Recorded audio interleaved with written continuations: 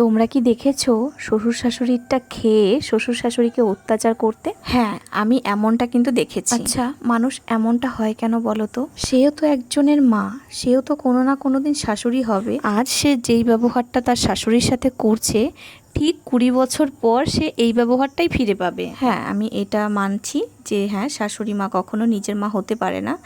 তবে নিজের মা হতে না পারলেও সে কিন্তু একজন মা। তার থেকে বড় কথা, যেই শাশুড়ির টাকায় বা শ্বশুরের টাকায় বসে বসে খাচ্ছে, তাদের সাথে তাদেরকে অত্যাচার করা কতটা নিকৃষ্ট মানের মানুষ হলে এরকমটা করতে পারে। এখানে কিন্তু আমি কারো নাম তুলে বলছি না, তবে অনেকেই আছে যারা কিনা গায়ে লাগিয়ে নেবে। তো যারা গায়ে লাগাবে আমি তাদের জন্য খুবই দুঃখিত যে গায়ে লাগিও না, তোমরা যদি এরকমটা না করে থাকো গায়ে লাগিও না। এমনটাও হতে পারে প্রতিটা শাশুড়ি যে ভালো হবে তার কিন্তু কোনো কথা নেই। এটা মানি আমি যে প্রতিটা ভালো শাশুড়ির কপালে কিন্তু একটা কূটনৈতিক বা একটা বাজে বৌমাই কিন্তু জোটে। আমি কিন্তু ঈশ্বরকে মানি, আর ঈশ্বর আমাদের ভগবান যে খেলাটা খেলেন না, সত্যি অসাধারণ। সেও একজন পুত্র সন্তানের মা, আর তাকে এই দিনটা দেখতেই হবে 20 বছর পর।